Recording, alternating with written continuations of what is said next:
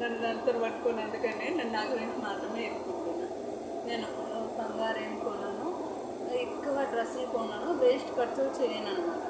ఇట్లా వేస్ట్ ఖర్చులు చేయనట్టు వచ్చి మిగిల్చుకున్న డబ్బులన్నీ ఎవరైనా లేని వాళ్ళకి 500, ఇంకా 600, 200, 300 ఇచ్చేస్తాను.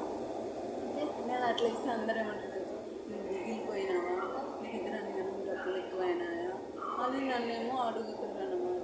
నేను చేసే దాంట్లో ఏమన్నా తప్పు ఉందా తెలుసు. ఇంకోటి మీరు కూడా ఎట్లా చేస్తారు తెలుసా, డబ్బులు అదే లేని వాళ్ళకి హెల్ప్ చేసిన వీడియోస్లో ఎక్కువ లైక్ చేయరు. అదే నేను ఏదైనా వేరే వీడియో పెడితే మాత్రం లైక్ చేయగలుగుతారు. ఎందుకు అట్లా? ఏదో ఏదో అబ్బాయి ఏదో చెప్తాను ఎదురులో.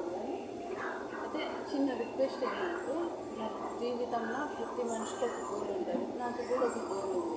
అదేంటంటే నా చేతనైనంత వరకు నేను హెల్దీగా ఉండాలి, పని చేయాలి, డబ్బులు సంపాదించుకోవాలి. అది సంపాదించిన డబ్బులు తిరిగి ఎంజాయ్ చేయని కాకుండా ఇట్లా లేని వాళ్ళకి హెల్ప్ చేయడం అంటే నాకు చాలా ఇష్టం అనమాట.